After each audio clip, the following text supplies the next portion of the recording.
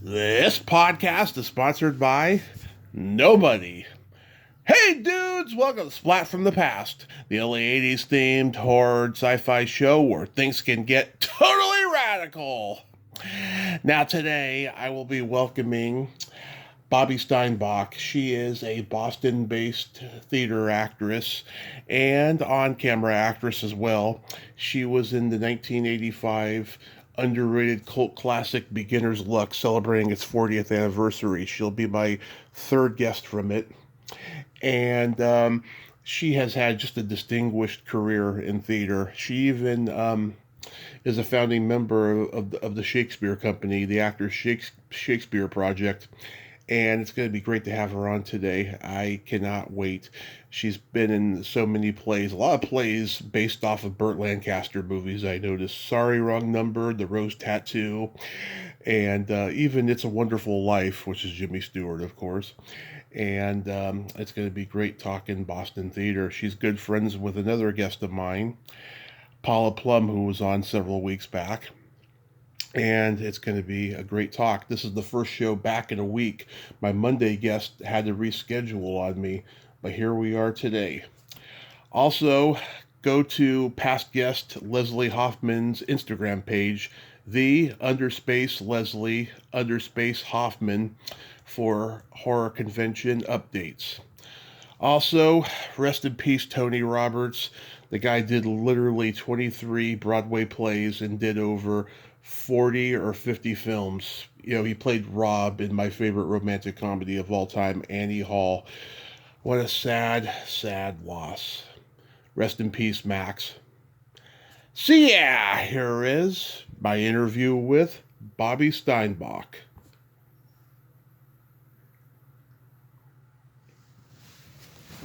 Hey, Bobbie, welcome to the show. How are you today? I'm doing okay on this rainy, cold, yucky day. Oh, yeah, we got that over here in California, too. Oh, you do, huh? What part of California are you in? Modesto. Oh, yeah. Nice. This is such a great honor. Thank you so much for finally coming on. This is great. Oh, I appreciate you asking me. So, going back in time, did you gravitate toward acting early on in your childhood? I would say I gravitated towards singing more than acting. When I was a little girl, I loved to sing, and I was in a few choral groups when I was in elementary and junior high school, and I did a few what they used to call talent shows in junior high school. Oh, yeah. My friend Maggie Stone, we used to do an act together, and I did a couple of musicals, but I never really gravitated toward acting. I have to tell you that I did not start acting until I was 35 years old. Wow. And I never went to school for acting. I mean, over the many years since then, I have taken classes and workshops and, of course, learned by doing, as we all do. And I feel like I'll never stop learning. As I was a coach of private students who came to my home, I learned so much from them. And it was amazing. They were mostly high school kids auditioning for their theater programs. And they taught me so much. They really did. So I feel like because I was 35 years old with a husband, 2 children, a dog or 2, that I had experienced life in a lot of different ways.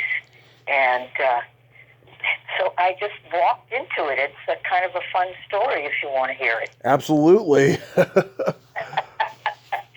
Oh, this is so silly, but it's one of my favorite stories in the world. Okay. My husband and I went to see Saturday Night Fever. Yeah. It was such a big hit then. And as we left the movie, my husband Bob said to me, "Hey, why don't we take disco lessons?" Which at the time was very popular. And I said, no, I don't think so. Because, truth be told, although Bob was a very good athlete, he was not a very good dancer. And I loved him dearly, but I did not enjoy dancing with him. But then I thought about it, and I thought, hey, I'm going to sign up for a class with Bob and give it to him for his birthday, which is exactly what I did. So we went to what at that time in Central Square was called the Joy of Movement, now called the Dance Complex, and they had many disco classes. And I took to it right away. And Bob could do all the steps, but let me just say it wasn't, there was no grace, if you know what I mean. Yeah. Anyway, the teacher asked me to take the next class, which I did. Her name was Sandy. She was quite a character. She then asked me to join their disco company. Wow. That's crazy. That's crazy. I never heard that before. Wow. Now, in the meanwhile, I had been teaching disco. I was a special education teacher. Oh, I was in special ed in school. Oh, you were? Yeah. I have Asperger's syndrome, and I have a learning disorder. Were you in specific classes, or were you mainstreamed, or? I was half mainstreamed and half special ed. You know, I was in for, like, I had math problems I was in special ed for, and various other things. But I got to take art classes, you know, and I got to take drama and all of that stuff. Which is really where your heart lay, right, Tommy? Yeah. Yeah. Well, I did teach. I taught kids who had serious emotional problems. Many of them had been in youth lockups and all. And I burned out, to tell you the truth. But before I did, I was teaching at a private school, and we were asked to teach an elective 2 afternoons a week. I said, hey, I'll teach disco, which I did. And the kids actually loved it. It was pretty free-form, but they did enjoy it. And I was working at Joy of Movement so I could do work-study to take more dance classes. And one night at the beginning of the semester, I heard a disturbance, and what had happened was one of the disco teachers called in sick. And they were frantic. They didn't know what to do. So I just went up to the person who was running the show, and I said, hey, I've been teaching disco to my high school students. I can do it. And she said, great.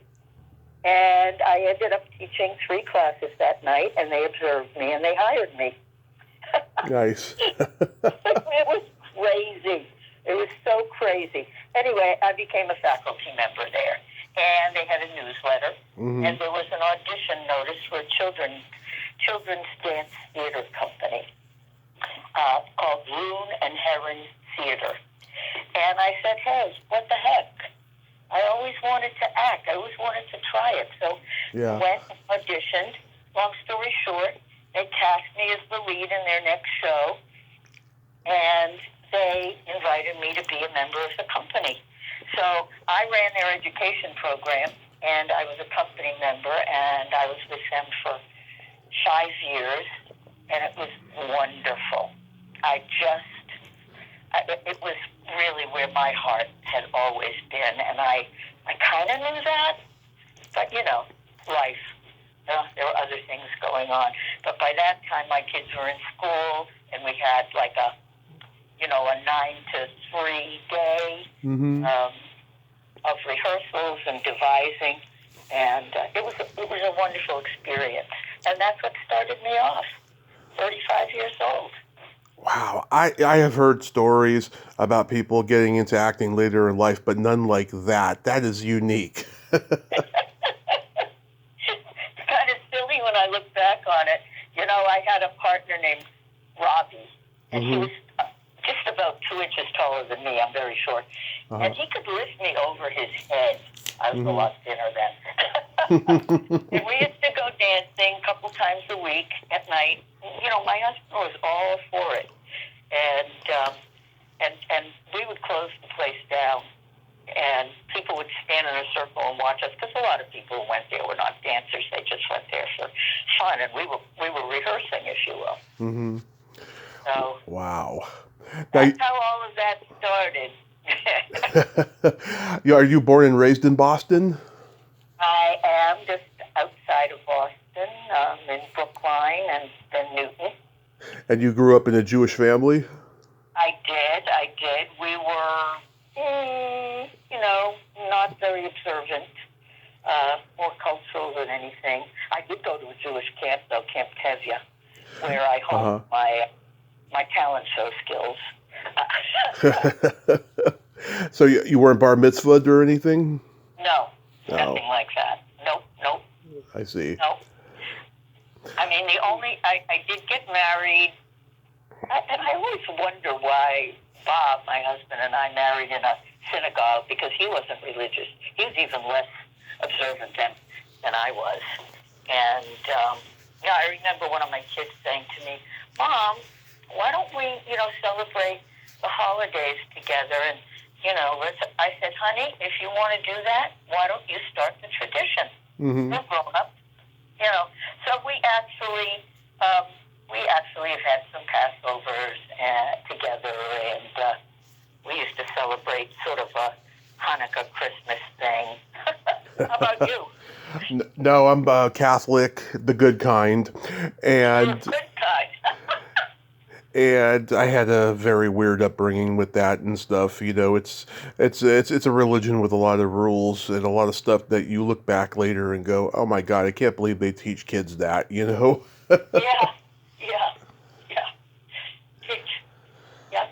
Well, you sound like you really made a very special life for yourself in the arts, Tommy. I'm very impressed. Wonderful. Yeah, not quite the way I had planned, but it just happened, and it's been absolutely wonderful, just wonderful. So how did you come to find the Actors Shakespeare Project? I was backstage getting ready to go on in a show written by a good friend of mine, Joyce Van Dyke, who is half Armenian, and she had written a play about an Armenian woman with a daughter who was a model in New York and two sons who were martyred in the war with Azerbaijan. And I was a sniper in the Armenian army in this play. It was pretty intense. Uh-huh. And my daughter comes back from New York and falls in love with an Azerbaijani man. So, and I end up, guess what? Shooting him. But anyway, backstage, and Evan was in the show, said to me, I am starting a Shakespeare company, and we're having a potluck, and I'd like to invite you if you're interested. And I said, absolutely. Absolutely. Shakespeare was always, it felt daunting to me, as it does to, I think, so many people, actors and otherwise. And I really wanted to jump into that. And I did go to the potluck, and we started a company. Mm-hmm. And it's still going strong, as you know. Right now, we have a very, very critically acclaimed piano lesson going, August Wilson's piano lesson, because we don't just do Shakespeare. But I kind of fell in love. And I've done so many plays in the canon. About 30, because I also have worked with Commonwealth Shakespeare Company on the Common, Free Shakespeare in the summer. I've done 4 shows with them. But, and people ask me, what are your favorite roles in Shakespeare? Mm-hmm. I love playing Mad Margaret in Richard III, Queen Margaret. Yeah. It was very interesting for me to curse Richard at that time, because it was the first term that the monster was in office. And it was really interesting. I mean, that's what I did. I was really cursing him. And the audience knew it, and they cheered after my curse speech. So that was kind of cool. I love playing Paulina in A Winter's Tale because Paulina is a very strong woman who stands up to the king and tries to protect her best friend, the queen, and she has some gorgeous, gorgeous speeches. And the other one that I really love, women-wise, because I play a lot of men in Shakespeare, I'll get to that in a minute, is Volumnia from Coriolanus, who's a very, very, I would say, controlling mother. Yeah. But she only wants what's best for her son. Right. But she is very controlling and manipulative, and he defies her, which practically kills her. And she begs him in some of the most beautiful monologues, please, please come back and not to sack Rome. Beautiful. It really is. I have played many men. One of my favorites is Sir Toby Belch. You know, it's funny, when a woman plays a character like Toby Belch in Twelfth Night, he's such a lecher, you know, drunk. It's really different when a woman is playing it because you get away with stuff. You know what I mean? Yeah. You get away with stuff that a male actor could not get away with. And I don't play them specifically as men, although I was a little mannish as Toby. I usually, when I play men, I just play the character. You know, I try not to be a man, because I can't be a man. I'm a woman, you know. I played Jaques. I was very scared of that because of the iconic All the World's a Stage speech.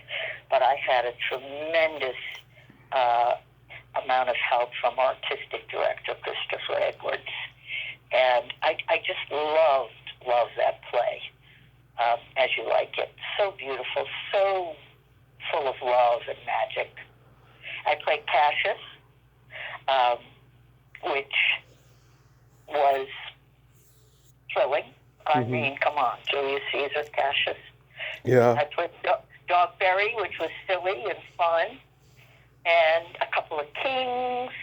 And next up, I'm playing Peter Quince and Aegeus in A Midsummer Night's Dream. But I just spoke to the director last night, and I said, hey, let's think about maybe making Peter a Mistress Quince. And he's very interested in that idea, so I think we're gonna work with that a little bit. So, but I really do. I love Shakespeare. I never thought I would say that. Many years ago, Steve Mailer, the artistic director of Commonwealth Shakespeare, called me. I didn't know him, and he said, "Hey, you've been recommended to me to play the nurse in Romeo and Juliet. This was their second season." And I said to him, "Oh, wow, that's a nice invitation." I said, "But I have to tell you, I'm afraid of Shakespeare." And he said, "So am I. Let's have coffee." That's a crazy coincidence, huh? Yeah, well, Shakespeare, as I said, can be very daunting to so many. And I find that, too, with, my non-theater friends, family, that, well, I don't understand it. I don't know what they're saying, and I don't, and yeah. You have to be at an accessible production, which is what Actor Shakespeare Project, I think, is known for here in town. Yeah. That's the Shakespeare story. It's very specific, yes. I noticed you were in a couple plays that were also Burt Lancaster movies, Sorry, Wrong Number and The Rose Tattoo. You have any good stories about those? Sorry, Wrong Number, I wasn't in that. Oh, I thought I saw that on your resume on your website. Oh, no. That was a cabaret that we did, but I was in Rose Tattoo. Okay. At the Huntington. Oh my God. Why do I just... Oh, my brain. I'm very old now. Rose Tattoo at the Huntington. Andrea Martin was the lead. Love her. You love her. What, have you interviewed her? No, she's very high profile. Yes, she is. Well, you know what, though? As high profile as she is, and she was already very famous, Yeah. she is the nicest, most warm, loving person.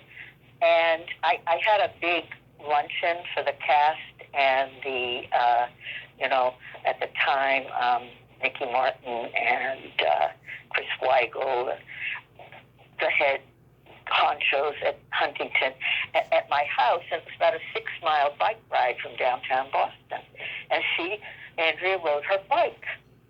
And she called me on the way and she went, "You didn't tell me there were all these hills." I said, "Do you want me to come get you?" No. And where she was on Heartbreak Hill, where, it's the most difficult part of the Boston Marathon. But she, rode her bike out to my house and rode it back downtown. And that's just who she is. She is a delight. She's and hilarious. She was wonderful to work with. Serafina, I think, was a very different part for her, Mm-hmm. Yeah. And I think it took her a while to get into it. I have a funny story about one of the previews of the show. Okay. There was a turntable, and it started off just with village life. And my friend Nancy Carroll, who unfortunately is no longer with us, Mm-hmm.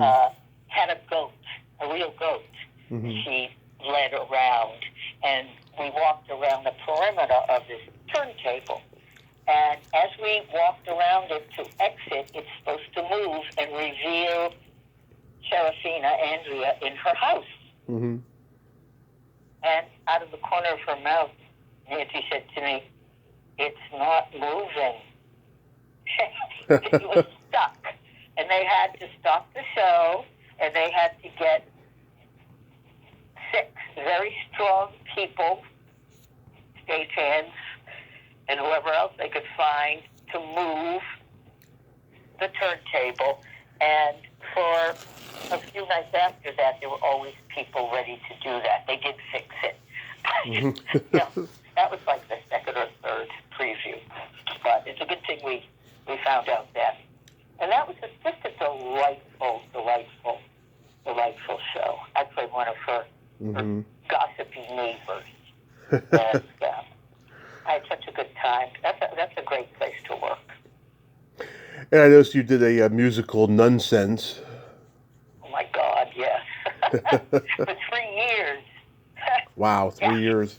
I used to say, my friend Laurie was in it too. Mm-hmm. We're both Jewish, and she was, I was Sister Mary Cohen, she was Sister Mary Bernstein, just for ourselves. And I was out in the audience once, because I used to swing into 4 of the 5 roles. I was the Reverend Mother, but if we had a star coming in for the Reverend and somebody wanted a vacation, I took over. And this woman, stranger, looks at me and she goes, "I know what you are." I said, "What do you mean?" She said, I know. I said, "I'm just really trying to get..." And she said, "I don't want to say it out loud." It was referring to the fact that somehow she knew I was Jewish, but I got a big kick out of that. I love doing that show. That was because, you threw on your habit. You didn't have to do your makeup or hair. Mm-hmm. And you went out and had such a good time. I had to tap dance in it, and thank God the habit is very long because you wouldn't want to see what I was actually doing some of the time. And you just put a big smile on your face when you're tap dancing. You don't want people to look at your feet. Yeah. So how do you get cast in Beginner's Luck? Oh my gosh. That was a trip. That movie was filmed in the director's house in Maine. I think they have house in Maine. Yeah. How did I get cast? I guess I got asked to go to a casting call. I really don't remember. I auditioned and they cast me as this real estate agent. And have you seen the movie? I've seen it many, many times. I used to be in the swinger lifestyle, and I've been in 2 open relationships, and we used to have swinger movie nights. And this was one movie we used to see, along with Bob and Ted and Carol and Alice, and then this other movie, Friends and Lovers. And yeah, it was a silly movie that we used to laugh at a lot. It is a silly movie, and if you remember, I get a pie in the face. Yes, yeah, everyone's like, doing whipped cream thing, during their orgy, and like everybody, all the side characters are like, peeking in their heads to say hi, and they all get cream in the face. Yes, and we had to shoot that. I cannot tell you how many times I got cream in my face. Yeah, Sam. It's not a one-take deal, so, but I enjoyed that very much. I just have never really done film other than that, maybe a few small appearances in shows I can't even remember. I just never went for it. It was not, that was fun, but it wasn't a burning desire of mine. Like my friend Paula Plum, who has done many, many films. And she's been on here, yes. Yes, yeah. And, beginner's luck, yeah. Is it on cable? No, it's I have a VHS copy of it that I got off eBay, but yeah, Sam Rush told me that when you guys were doing that with the whipped cream, he said that the smell was so stinky with those hot lights, and like the with the hot lights and the whipped cream combo, it just created a not so pleasant stinky smell. He said.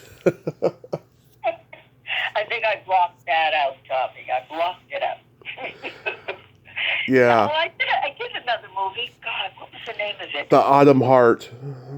Thank you. You have a better grasp on my history than I do. It was Tyne Daly and... Ali Sheedy. Thank you. Mm-hmm. Anyway, I was Tyne Daly. I was her nurse. And I was standing in the doorway waiting. And she was in a bed, hospital bed.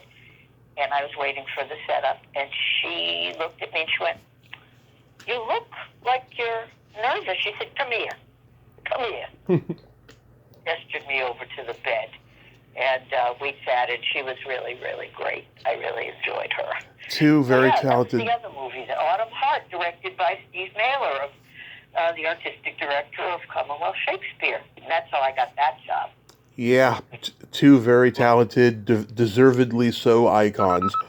But I love that character in Beginner's Luck, Courtney, because she's a real nymphomaniac, and they gave you some great lines that are like very Mae West-esque. Haven't you had something so bad it was good? You're right. I have been cast as a bawd, if you will. Yeah. I have a couple of bawdy songs. I did a lot of cabaret, which I don't think it's on my resume. I have a show called, I'm telling you, Tommy, it's going away. A woman alone on stage with a piano, a lamp, several cheap theatrical props, a piano player, and a very big mouse.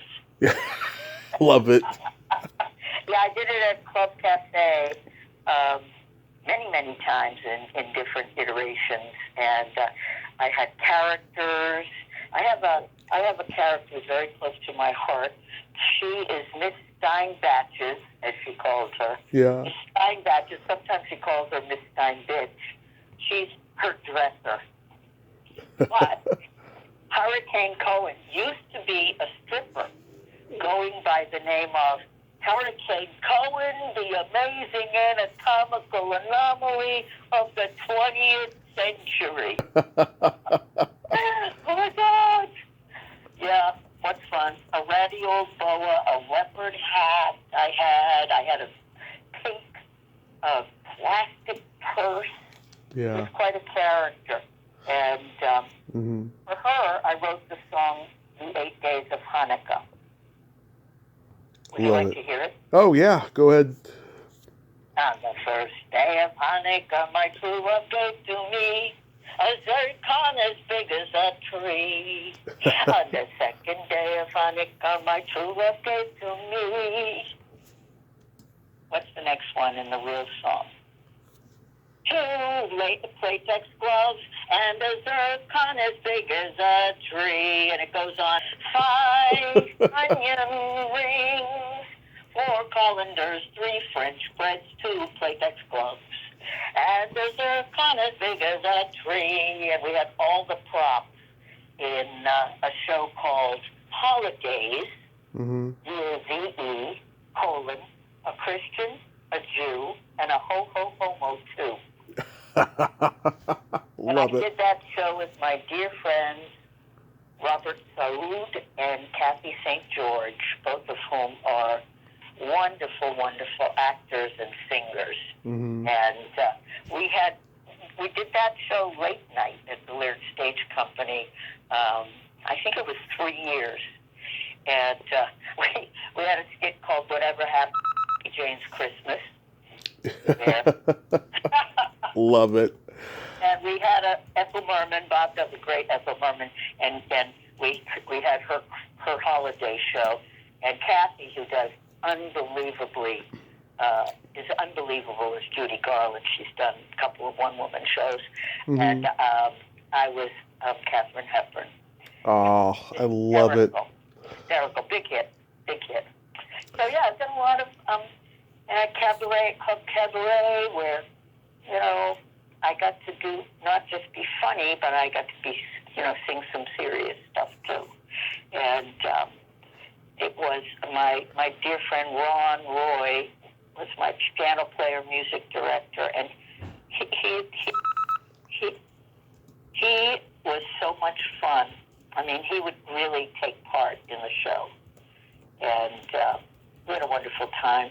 So yes, I've done a lot of cabaret. I always forget that. It's funny. Yeah. Been a while. So do you have anything upcoming you can mention? Yeah, Midsummer Night's Dream, which runs from the second week in April to the first week in May. Nice. At what used to be the new Repertory Theater space, and a beautiful theater, and we just moved our offices there, and we do 2 shows there a year. So, and I'm looking forward to that. I've never done a Midsummer Night's Dream. That's another one to cross off the list. I'd love to do a little night music again. I've done it 6 times, and in various places, Michigan Opera Theater, the Huntington, the Lyric Stage. And Madame Armfeld, I think, is my all-time favorite role forever. I'm certainly the right age for it now. I was a little young when I started. Do you still teach acting? No, I just kind of, I let that go. There's a lot of word of mouth because the high school kids would tell their, young friends who are coming up and doing theater at high school, and then I'd get them here. And I've also taught a lot of adults, but, I just never really looked for it. It just happened for years and years, and I loved it, but I don't need to do that right now. This year's been really hard for me too, and I'm very happy that I worked. I just did a Christmas Carol.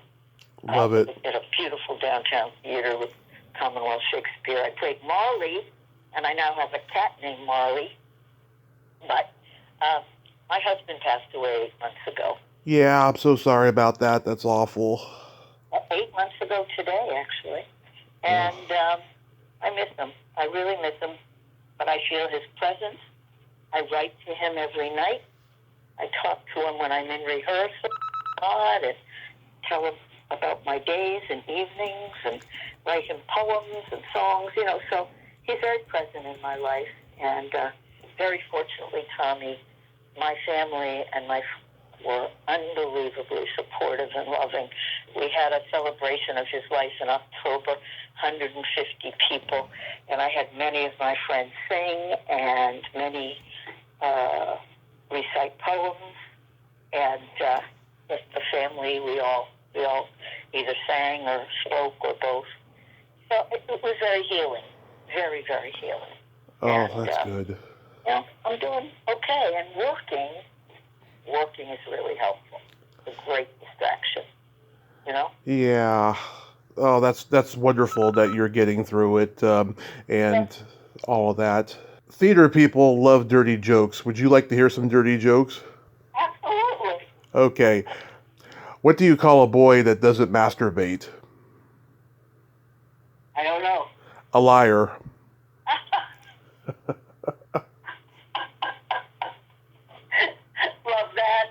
that. You got another one? Yeah. What does a priest eat on Friday? I would say fish, but that's probably not the answer. None. Oh my God. You naughty Catholic boy. I am. Bobbie, thank you so much for coming on today. This has just been fantastic, and I'm so glad that, you're still doing what you love. Well, thank you so much. I will continue to do that because, I'm pretty old. Yeah. I can figure it out. 35, and I've been doing this, almost 45 years. How's that? Yeah. Well, but at least you're doing what you love, and you still got boundless energy, so that's just fantastic. Thank you, Tommy. Thank you so much, and I hope you keep doing what you're doing. And I want to, listen to some of your interviews. Oh yes, there's so many to choose from. I'm surprised today, so I wrote a few things down to be articulate. Well, I appreciate that, and you have yourself a great day. Be safe out there. Thank you so much. You take care. Thank Bye you. now. Bye-bye. Well, there you have it. Bobbie Steinbach, ain't she a sweetheart? Oh my God, what a great storyteller, and she is just full of energy. I'm so glad we got to talk today, and that despite the grief of the loss of her husband, she's still hanging in there and doing what she loves. That's a success story. I friggin' love hearing that. Well, until next time, this is Tommy Throwback Kovac saying, there's no shame in living in the past because the present sucks. Later, dudes.